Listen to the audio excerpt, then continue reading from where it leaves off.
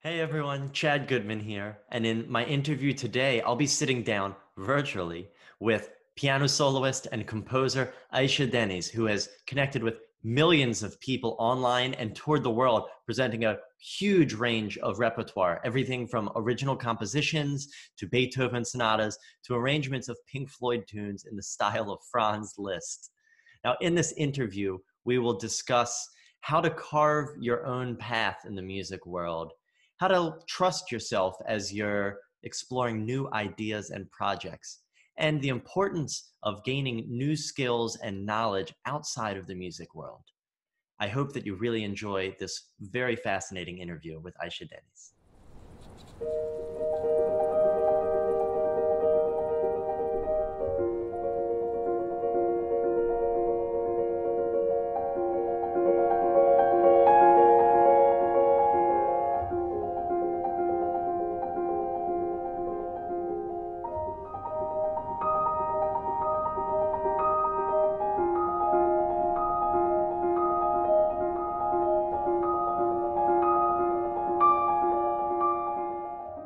Hi, everyone. Thank you so much for tuning in. Wherever you are, I hope that you're having a really great day.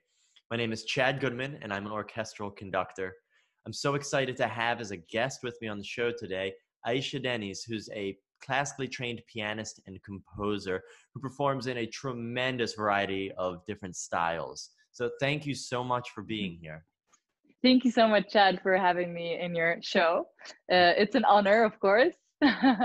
It's great to reconnect. We both, of course, we met while we were students at the Eastman School of Music, and we've both, our careers have just divulged in very interesting, down interesting paths, I think. And I'm really excited for everyone to be able to sort of hear more about what you are up to.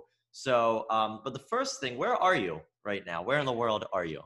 I am currently at my parents' house in Turkey. So I came back once all my concerts were canceled. I was supposed to fly to the US from London. And, one by one, they got canceled and I kept postponing my flight. And then in the end, I was like, okay, there's no point in going anymore because I have nothing to do. So I'm working from home here, usually just on my computer and producing music and connecting with my fans. And it's been an interesting time. Absolutely. I think interesting is the light word that all of us are using Yeah, to describe these yeah, times right now. But it's really nice that yeah, you are back with family. I think that's yeah, so important. yeah. Same for you. So Yeah, I'm thank happy for you. you. Mm. Yeah. So I think just something that's kind of fun for a way to get people to know who you are quickly. I'd love to start with just a few quick a lightning round, so to speak, of questions, just some quick answers. Um, Sure. so to start it off, could you name maybe two or three classical composers that you really love? Okay, Chopin definitely is my favorite. And it's gonna be so gosh cliche, but of course Beethoven. Nah, and I Liszt, don't think and there's so many more. Beethoven is not cliche. There's a reason. Everyone, I would say Beethoven. Everyone's gonna say mention Beethoven. Yeah, I know, right? Bach, Beethoven, Chopin. I'm very classical. I guess like I don't really like the modern ones as much as I do like the hardcore classical slash romantic ones. Yeah. Sure, sure. And what about in the world of food? What's one of your favorite cuisines? Oh gosh. Well, that changes. So I had my phases of really loving Asian food, like especially Chinese, but now I'm more into Italian. Yeah, it's more faster, more. I love the Mediterranean fruits and vegetables, Hmm. I just feel like that in a healthy place of my life, which I am now, I care more about what comes in into my body, so I'm a bit more aware and I'm trying to reduce meat consumption. Absolutely, that's great. I think it's funny. I'm in a similar boat of like hitting this point in life where I'm like, oh yeah, I'm getting older. My tastes are evolving. My priorities in everything. You start to analyze things a little bit differently. Yeah, absolutely. Which Yeah. is too funny. Great. Okay, how about a favorite piano concerto? Okay. Oh gosh, that's an interesting one. So I have two versions of this. The one is the ones I have performed and the ones I have not performed, right? Sure. So the ones I like to listen to. So oh gosh, I love the Chopin number 2 and the D minor Mozart. So the ones I have not performed are the Beethoven Third Concerto and Rachmaninoff Third. Yeah, so those are some of the ones. Of course, I love Bach D minor concerto as well. That's one of my favorite concertos. Like from actually even like my favorite music. Wow. Yeah. Yeah. I love the pulse and the energy of Bach. And I don't think it equals in any other composer. And I love Prokofiev as well, but not to perform, just to listen to. Because I don't think I fit in that character of sarcastic, manner and edgy and all those. But I love listening to it. So yeah. I think it's fascinating that in music you can have repertoire or composers like that. Like everyone has where one resonates more with you. You're more naturally a Beethoven performer or a Brahms or a Stravinsky. And at first I think I thought that was kind of ridiculous. I'm like, well, we're a person, I'm someone living in the 21st century. I can conduct whatever. It shouldn't matter. But there are going to be certain preferences that I have or something that it just does feel more at home. And maybe you can't even explain it, or maybe it is something you can create a list of 40 reasons why. But I have similar things where there are composers that I much prefer listening to that I'm, at least at this stage of my life, I don't feel comfortable conducting, or I don't want to. That might change. Like we said, we evolve, tastes change. Definitely. Especially like during this time of crisis, I tend to go after happy music, whereas normally I wouldn't. So now it's an escape from the reality, and I tend to listen to a lot of upbeat things. Yeah. I'm in a similar boat to you at the moment. I imagine a lot of people listening to this are probably feeling that as well. And just the last lightning round question, though our lightning round has gone on for a few minutes, my bad, is if you could name 2 or 3 of your favorite bands outside of, so no classical music, but just, or other genres, And Coldplay for sure. Very cliche as well, sorry. Let me think. Gosh, someone different. I mean, I listen to so many different bands, of course. I have some artists, they're not bands, but I could say, I like Charlie Puth, for example, and very, very cliche. I actually even stayed at his former house in LA. And I have a lot of respect to certain artists, like for their talent. But okay, I would say Queen, of course. I love Queen. Like the oldies are the goldies, right? Pink Floyd, Queen, Red Hot Chili Peppers are, of course, more recent, but they're amazing. And that's what I grew up with. So I guess I tend to lean towards rock more than pop, but pop is definitely useful for the upbeat aspect of life. Yeah. I couldn't agree more. I love, okay, I have to say Jacob Collier is like one of my favorite artists, and he's a genius. Brilliant. Yeah, if any of you who are tuning in haven't heard the name Jacob Collier, please go check out his work, watch his interviews. Like hearing this guy talk about music, it's his brain's in another level. It's very humbling. It is very humbling. Brilliant artist, creator. It's like, I don't even want to use the label musician, just like a brilliant mind who happens to do a lot of expressing through music. I call him the Einstein of music, to be honest. He's literally a genius. Good. Well, before we jump into what you're doing right now, just if you could maybe just speak for a moment or two about your musical upbringing. How did you come to the piano and develop as a pianist? Briefly, I was classically trained. Of course, I did the same things as anybody else. So started very young, trained a lot, hours a day. And then I was doing concerts at a very young age, touring with orchestras, playing strictly classical, and I actually looked down on other genres of music because of my teacher's attitudes. So it was very much like, oh, you shall not touch anything else, and it's not serious to do pop or rock or whatever. But that was the perspective of the teachers versus my family who listened to every genre. So anyway, I grew up in a very let's say colorful family. They each like a different genre, and opera, jazz, musicals, rock, gospel, yeah, everything. But when I went to school, that was where I faced the struggle of not being able to communicate with my classmates, because I couldn't talk to them about classical composers. None of them knew who they were. They didn't even enjoy anything classical. And then I actually had to learn rock music, rap, to be able to talk to them. So that created this inner, oh gosh, how can I say, like struggle? I don't want to say struggle, but these two different sides, like two opposing sides of me, where one listened and became like a teenager, typical teenager, and listened to what everybody else listened to, and then the other one was a strictly classically trained, disciplined person. And I had these two characters in me. And eventually, when I finished my high school, I went to Eastman for college, and then Royal Academy of Music for master's.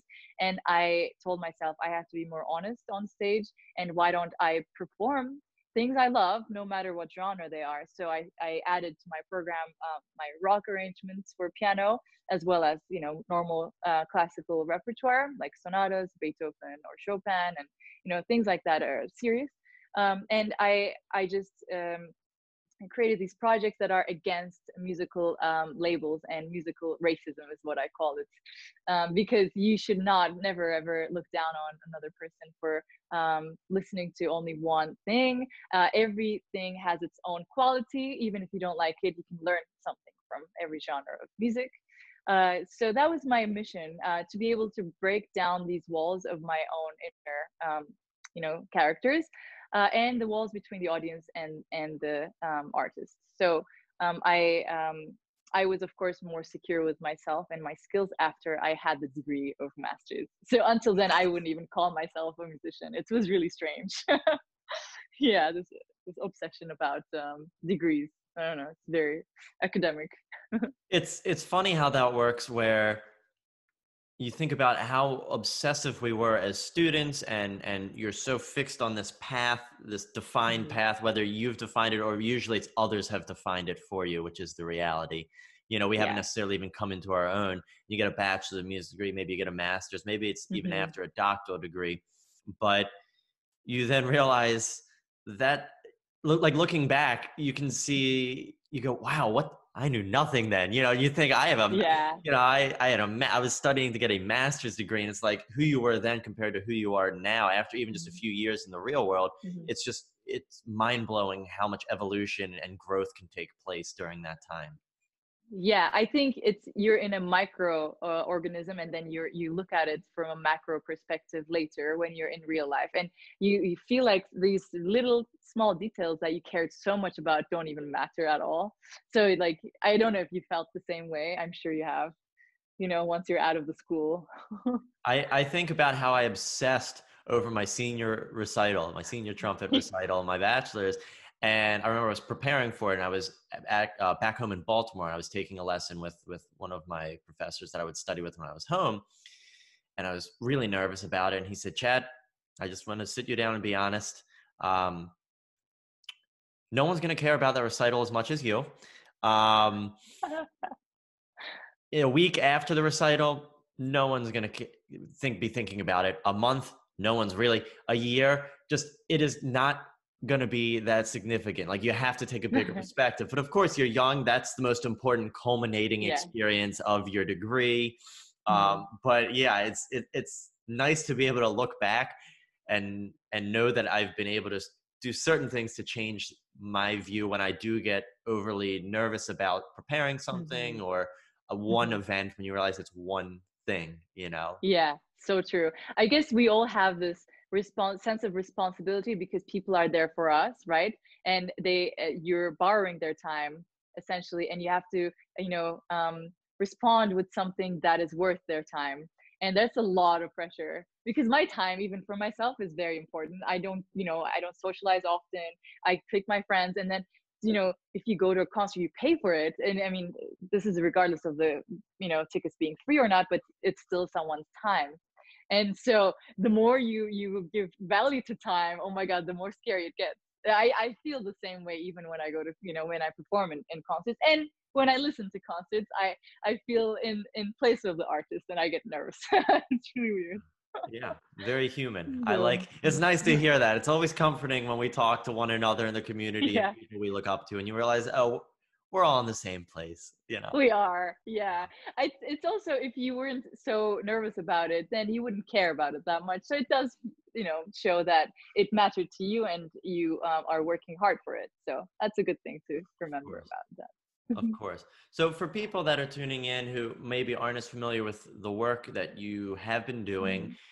and as we said, things have really just been Mhm. evolving for you, and you're finding Yeah. new ways of defining what you're doing and what your priorities are. But a big thing that I think sparked a lot and garnered a lot of attention was when you started doing these crossover arrangements. You did Mhm. this Pink Floyd album in the style of Liszt. So even just Mhm. talking about that, when you Mhm. when you were working on that, what made you draw comparisons between Pink Floyd and Franz Liszt? Mhm. You know? It was very nerdy. So I was doing my master's, and it was the 200th anniversary of Liszt, and I was, of course, everybody else also was performing Liszt's pieces, and I was also reading the biography, and I realized, he was human, and he had the same struggles as anybody else, and he hated consumer culture. He isolated himself, read and about arts, philosophy, literature, and but another side of him was, of course, this charismatic showman, right? And he was like a romantic hero, literally how we define. And then I remembered, like, Pink Floyd's another break, actually, the Wall movie, and there, the image of and the struggles of this rock star is very similar, called Pink, and he has similar issues, like woman issues, romantic, and he has issues with the consumer culture, with this whole thing where everybody knows him but he's not happy. And I remembered of Liszt when I was, thinking about these, and then I kind of went to the piano, and then I was like, what, I want to do something different for Liszt, because everybody else is so serious about how they perform his music, and this was completely different than who he was, and the concerts that we hear, they're like rock concerts. Like, people would go nuts for him. Like, the ladies would collect broken chords from the piano that he broke, or like they would keep his ashes of the cigarettes, or it's just crazy. The listomania that was the disease of Europe was overwhelming, and this is nothing like what they're doing now in these super serious concert halls where they like bow, they don't even speak to the audience. No, they play and then they leave. And I thought, okay, I want to portray him as a rock star. What should I do? And I picked, of course, my favorite group, Pink Floyd, because they were philosophically similar uh, themes, and I was at the same time performing Dante Sonata, which is based on Victor Hugo's poem, after reading Dante is the name, right? And there, essentially, what Victor Hugo says is that Inferno is in real world, and it's not something necessarily for what we live afterwards, like hell, but we have war, we have, bad traits, we have like all these things that people are doing to each other, like stealing, lying, like all these things are happening in the real world. So I attached that to another brick in the world where essentially it's the same thing. There's consumer culture, there's war, there's like bad education system which is being criticized, and it's literally hell on earth. And I did this really aggressive arrangement, very nerdy, used very cliche Liszt patterns, like compositional elements like chromatic octaves and rhythmic, chords and bravura passages and thematic, of course, modulation, like putting the same theme motifs, for example, and then changing the harmony behind it. And I had a lot of fun with it, basically, and I thought nobody was going to listen to it. And it's about the machinery as well, like this whole like factory system, industrialism, and all these ideas. And I did two more arrangements, and I even brought it to my professor there at Academy, and it was an interesting experience. I loved how open-minded he was, but essentially I was very, very stressed, and I thought people would look down on me, and I would make fun of myself, but I didn't care. Anyway, I did it, and nothing happened for a few months, and then he discovered these tracks that I had put on SoundCloud, and Prog Rock Magazine, and they linked to it, and then it became viral. And this was a time where I was out of masters, didn't know what to do with my life. I mean, it's like you can do a church concert for a lunchtime, and that's not going to give you anything. And then you ask your professors, they're like, "Oh, you can teach," and then you're like, "Well, that's not why I trained all my life for performing." And it's just very difficult. And because of this project being viral, I embarked upon a world tour performing Pink Floyd and adding like Liszt or Chopin in the repertoire in rock festivals like in Portugal and in Bulgaria. It's really interesting. I went to Argentina, Ecuador, Italy. I've toured everywhere actually doing this program. And I loved the reactions I was getting from people saying like, we had never listened to classical music. We didn't even know who Liszt was. Thank you so much for, introducing us. They were so open-minded. And some of them said they started piano again after seeing these. And I think there's similarities between rock audiences. They're much more intellectual. And when they're a little older, they love classical music. So they're very active listeners, and they care about social messages as well, like the meaning behind music. And that's what we do all the time, no? Like read between the lines and imagine something that's not even there, probably. So it worked out. I did that for a couple of years, and then I wanted to create more of these types of projects where I merge completely contrasting ideas. Like I did Nirvana project where it's grunge music, and then I turned it into elegant piano music, but like still keeping the aura of the songs, like the dark side. And I worked with a DJ on that, created electronic beats, and then that was the start of my experience with technology. That's where I started realizing, wow, you can do so much with sound with computers. Like the DJ I was working with, this electronic music producer, didn't know how to read music, for example, but he was creating these amazing soundscapes. And I was like, how do you do that? It's so like, I have never been taught how to do that. And Yeah. it is an art. And so that doesn't mean you can't be a musician if you don't know how to read music. And that is completely against classical upbringing. Like if someone told you, hey, I want to be a musician, but I don't want to really read music, you would probably look down on them like and say like, oh, of course that's not going to happen. But it can, and it can happen in an amazing way. So that evolved, and now after all these cover projects, I'm actually composing and I'm producing. I learned a lot of technology during these years, and I also felt like it's okay to release my own music, even if it's not so sophisticated, or if it's not, it can never get near Mozart or Beethoven. And that was my biggest, I think, challenge in classical music, where you're studying the music of genius people and you don't even want to touch your own music, right? Because there's no way you can get near it. So that starts like seeing other artists like Ludovico Einaudi or Olafur Arnalds or Nils Fram, like people like that who are hugely popular, but they're not necessarily making harmonically sophisticated, but it's more of an experience where you it's transformative anyway. That I really respected, and I was like, wait, I can do that too. So now I'm focusing on my own compositions, trying to define who I am as an artist and like find my voice after so many years of performing. It's so strange that I hadn't done this. And it is going well. I'm about to release a new album in a couple of weeks. It's all original compositions and that I've created in time of isolation, and except for like two of them.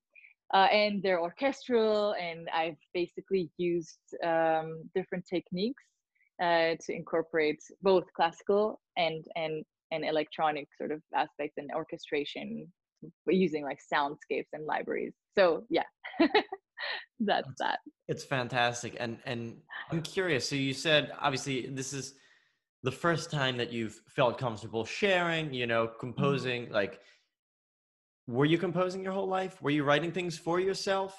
Was that Mhm. Yeah. okay? So that has been a part of your musical process for years. I was definitely composing since middle school, actually, but I never showed it to anybody. I was so ashamed of them, like really. And when I look back, I was like, I just think it was actually good stuff that I composed. Like I should have pursued it, but somehow nobody really was there. You need also great coaches, like great people who know how the industry works and who give you encouragement and support, and that I did not get for composing. That I got for performing, because it's more practical. You perform something and you can judge whether it was good or not, like sports. Like you can count the number of mistakes, you can see how if your technique is good. But with composing, you can't ask anybody on the street how this composer, like, you need someone to perform your compositions, and also like um someone to judge them in a way. And with classical people, you're like, oh no, parallel fifths are forbidden, like there's so many rules. And it was very hard to learn them and break them afterwards. So I think for my upbringing, having self courage was what changed my life. And I think I overly criticized myself the entire time when I was growing up. Like in the entire time, like how many mistakes did I make? Did I have a memory slip or not? I could have played it better if I'm like all these judgmental thoughts were dominating me, and in a way also encouraging me to practice more.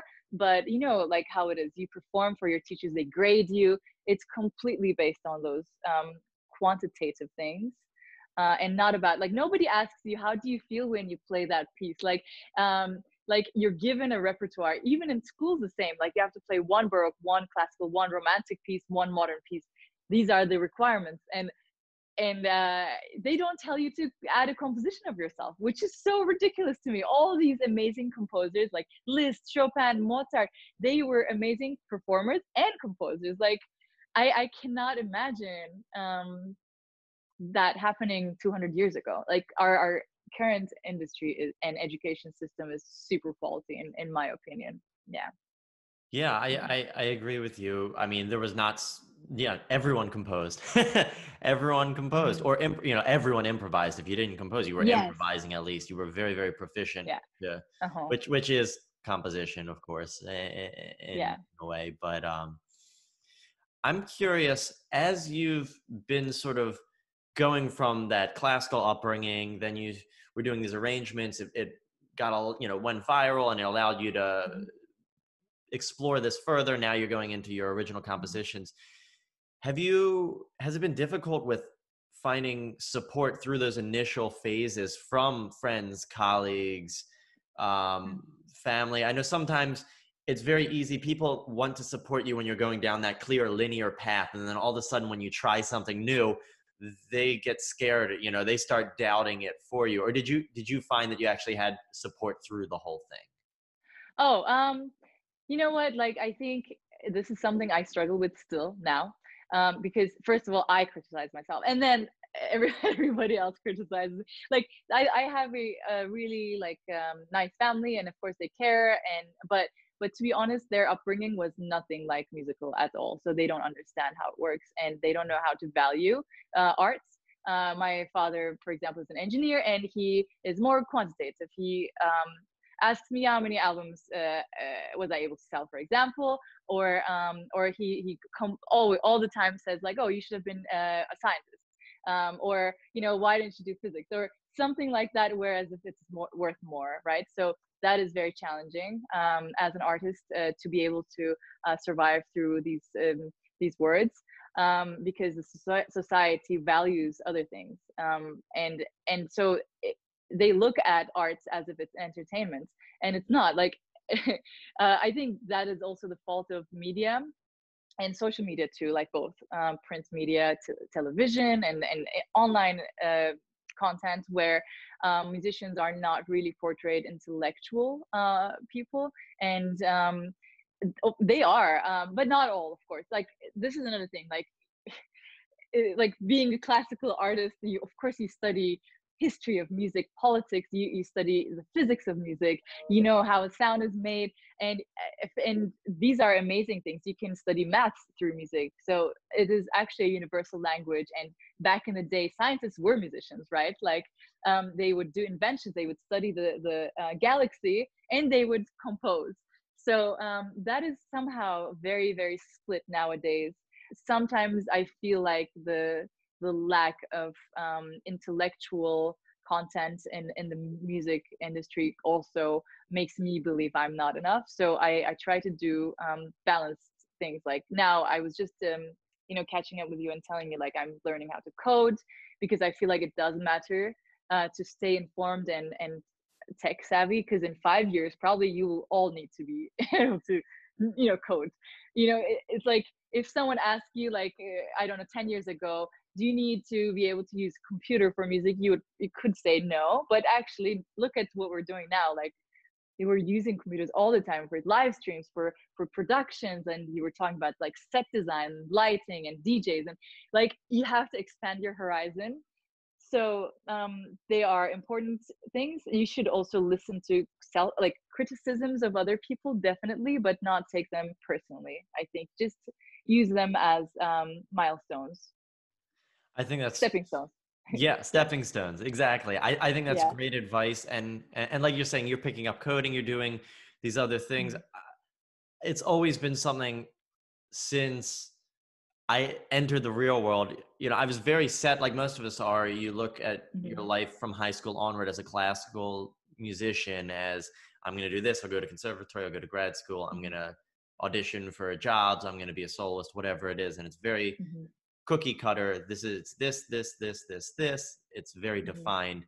But once you're in the real world, I think you start to understand that how important it is to be well-rounded, that the education Mhm. of just focusing narrowly and putting on blinders to everything else going on in the world does not help you in your field. And that to be a Yeah. great musician and a great artist, you need to have a far more broad perspective on politics, on technology, on culture. And that's why I Mhm. think it's very interesting during our current times during this pandemic. For me, I've been doing a lot of writing, poetry writing, which has been really exciting. I've Mhm. been reading more than I've read in years, just of Yeah. like fiction, not just like, Uh-huh. composer biography, or Yeah. and things like that, which I love to read as well. Yeah. But I am definitely branching out in different ways. And I know that it's all filtering back into my creative process. And so I Mhm. love hearing that that's what you're doing as well. It's, I think it's something that more artists should be doing, is just like Mhm. take this time now to give yourselves a breather a little bit while we're Yeah. limited in not being able to perform Mhm. live Mhm. right now in concert halls and such. Yeah. It's like this is an Mhm. opportunity for you to look in other directions, a little bit. Absolutely. I mean, I don't know if you realize, but I think our life was consumed with with music. Like I in college, for example, I did not have any time for myself. Like it was, I mean, I was doing double degree, so I had some other things. But actually, the reason why I did double degree was to escape from this music world too, because my brain needed a break, like from rehearsals, from like I think it is overwhelming when you do just one thing too much, and you stop enjoying it. So you have to keep everything fresh, and the key to that is exactly like to develop yourself, to read other things, like fiction. You don't need to read fiction for music, but actually it will definitely create another vision for you, another path, and you'll have ideas from that book that you just read, and apply that maybe to the way you conduct the orchestra, or whoever, whatever, or have different perspective of life and what matters. Maybe your values will change. So I love reading, and exactly what you're doing. I've been meditating a lot, and kind of figuring out what do I want, what makes me happy, what makes me satisfied. It's nice that you are taking such a positive and you're prioritizing the message, the music, and that's super Mhm. refreshing. We are in a time where there's so much being thrown at us at any given Mhm. moment. It's wonderful to hear your perspective on this, and I'm so happy about what you're doing, and I've loved following you as you're now releasing all of your original compositions. You have a new album coming out this year, which I'm Yeah. pumped about. So once again, thank you so much, AyseDeniz, for being here on this episode, and I can't wait to see what's coming next from you. Thank you so much for having me. It was Yeah. amazing to speak with you. Thank you so much for tuning in to the interview. I'd love to hear what you thought about it, so please leave a comment below and make sure to subscribe to the channel.